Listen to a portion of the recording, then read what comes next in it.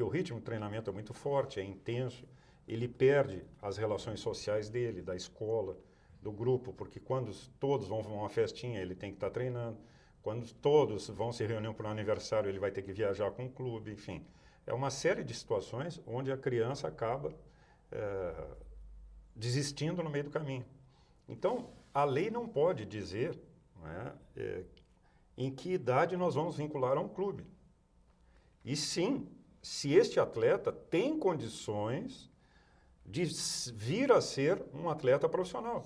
Agora, ele só vai ter condições de demonstrar que ele vai ser um atleta profissional a partir dos 17 anos, que ele começa a já estar maduro, né, no campo fisiológico, ele começa a direcionar aquela atividade ao seu gosto e às suas habilidades, mas sem passar por isso, e aí retomo, as pessoas entendem que o futebol seria o ponto de equilíbrio. Então, as crianças com 12 anos que forem excepcionais, deveria o clube assinar um contrato com ela. Só que, vou pegar um exemplo do futebol. No Brasil, são mais de 1.500 clubes federados. Mais de 1.500 no Brasil, só futebol. A média salarial desses jogadores vinculados a mais de 1.500 clubes é 1,8 salário mínimos. A média salarial. Então, por maior habilidade que uma criança de 12 anos tenha, e a gente vai imaginar que ela vai chegar aos 20 jogando, né, um clube não é capaz de manter, né, o desejo da criança ou o desejo dos pais da criança. Então, nós estamos hipotetizando determinadas situações em que elas não vão ocorrer nunca. E se ocorrerem, é 1 em 1 bilhão. Então, a lei não pode determinar esse tipo de situação. Nas demais modalidades, não há nenhum tipo de vínculo que não seja aquele vínculo do atleta com o clube para disputar o campeonato do Estado, ou, quando muito, o brasileiro. Mas, se ele disputa o campeonato do Estado e vai disputar um campeonato brasileiro, ele pode jogar por outro Estado, porque ele não tem uma vinculação direta entre o clube dele e aquele campeonato que é da sua região estadual. Então, não há em nenhum momento alguém que diga, até porque quem tem que dizer efetivamente, né, que vai ser atleta profissional é o próprio atleta. Não adianta o pai querer apostar nele, via de regra acontece isso, os pais transferem as frustrações esportivas para cima do filho. Então, se o pai não foi um jogador de futebol, ele quer que o filho seja, ele quer que o filho ganhe dinheiro, porque é uma ascensão social rápida, e acha que o filho vai ser aquela pessoa que ele não conseguiu ser. Não só no futebol, mas em todas as modalidades.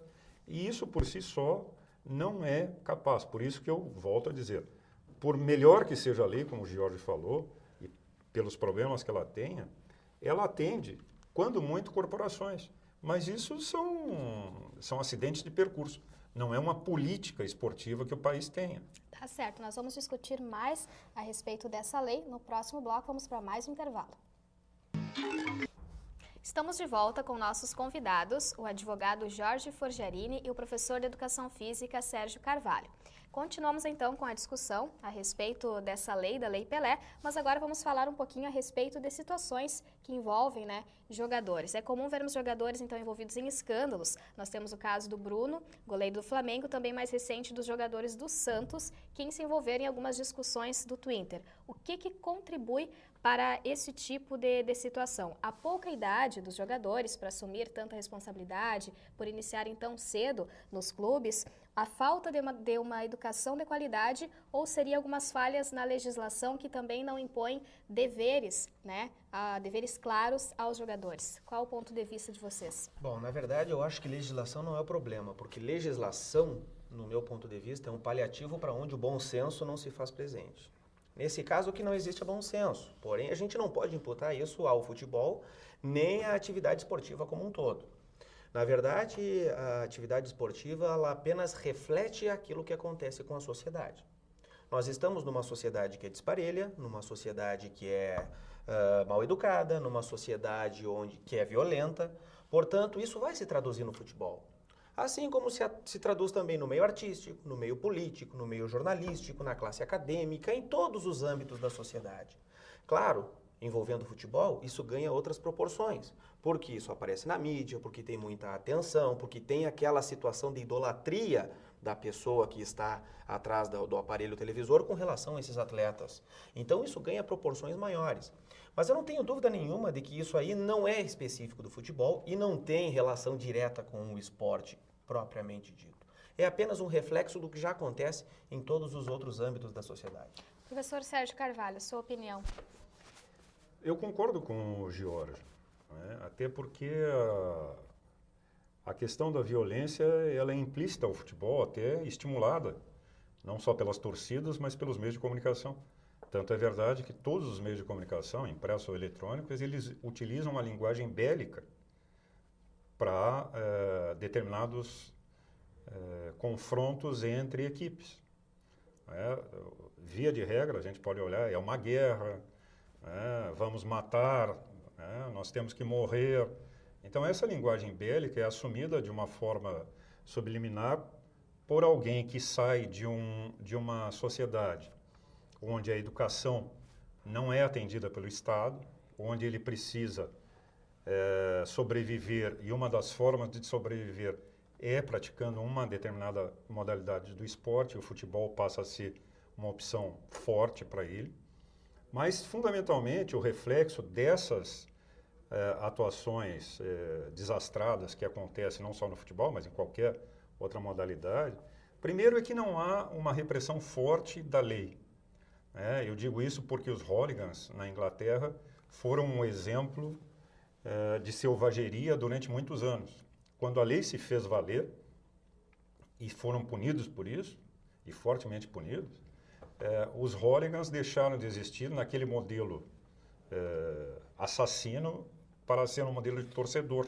Mas, Sérgio, só fazendo um adendo, lá não foi necessária uma nova lei. Lá simplesmente já se fez cumprir a lei que funciona perante toda a sociedade, que proíbe uma pessoa de agredir a outra. Não precisa uma lei dizer que dentro do estádio eu não posso agredir alguém. Não, em qualquer lugar eu não posso agredir ninguém. Mas isso, Jorge, eu concordo plenamente, mas isso já está estampado na Constituição Federal. Exato. Não precisaria se ter, Exato. como não se precisaria ter o Estatuto do Idoso, o Estatuto da Criança. Então, esses subterfúgios, e aí retomo por que a lei, para mim, ela é menos importante. Porque essas relações, elas não são feitas por lei, elas são feitas por pessoas. E o que acontece, via de regra, quando há essa exposição na mídia de um atleta, e ele não tem uma boa formação de convivência entre amigos, etc., onde há aquela desigualdade que o Jorge falava, e se ele sai de uma favela, por exemplo, é muito comum ele sair da favela, mas a favela não sair dele. Um caso típico é do Adriano. O Adriano deixou, alguém pode, né, e todos nós acredito, imaginávamos que o Adriano seria um louco de atar, deixando uma vida na Europa e vindo morar na favela do Rio de Janeiro. Mas isso demonstra claramente o quê? Que ele saiu da favela, enriqueceu, mas a favela não saiu dele. Ele se sentia melhor ali onde ele tinha os seus amigos, que ele considerava seus amigos, e assim sucessivamente. Portanto, essa exposição, ela se dá estimulada, a meu ver, muito mais pelos meios de comunicação na tentativa de vender o seu produto, do que propriamente balizar comportamentos. Não há, em nenhum momento, por exemplo, alguma coisa produtiva. As pessoas pensam sempre em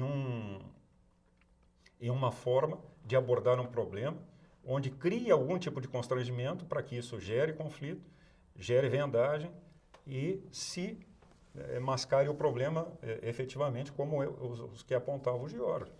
Agora eu gostaria de pedir para vocês, então, fazerem em poucas palavras uma conclusão que vocês tiram a respeito da Lei Pelé. O que fica a respeito da Lei Pelé?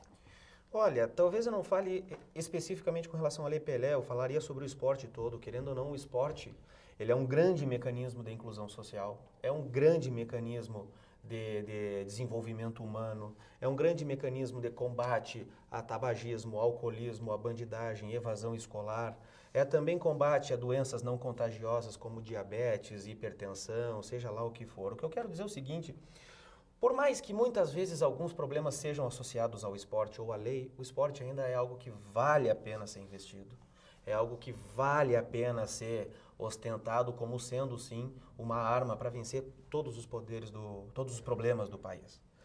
A lei, sim, ela é problemática, mas eu vejo ainda uma luz no fim do túnel e eu vejo uma possibilidade de o país se organizar, de o país melhorar, principalmente a partir da Copa do Mundo de 2014, que eu creio seja uma coisa muito importante para o Brasil. Tá certo, professor Sérgio. Bom, eu particularmente vou insistir e retomo meu ponto. Quanto às leis, se o Brasil dependesse de lei, seria talvez o país número 1 em desenvolvimento mundial. Porque acredito, e aí o Jorge pode me ajudar com a experiência de advogado, é que talvez o país seja o maior enunciador de leis do planeta.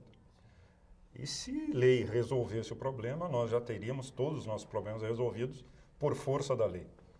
Mas eu retomo o que o Jorge falou, insistindo que realmente o esporte é a grande saída para todos os problemas. E, contraditoriamente, o Brasil não cria uma política esportiva. E ele tem mecanismos. Vejam que dificilmente algum outro país tem órgãos específicos para pensar o esporte brasileiro. Nós temos um Ministério do Esporte, nós temos uma Secretaria de Educação Física, nós temos um Instituto de Desenvolvimento do Esporte e conseguimos estar na parafernália administrativa que nós estamos. Ou seja, não é a lei que vai nortear esse desenvolvimento. São ações de pessoas. Agora, as ações de pessoas não podem ser balizadas por interesses políticos e nem partidários. Até porque quem deve administrar o esporte são gestores profissionais. São aquelas mesmas pessoas que administram empresas, grandes conglomerados, mas que têm assessoria de pessoas que conhecem o esporte.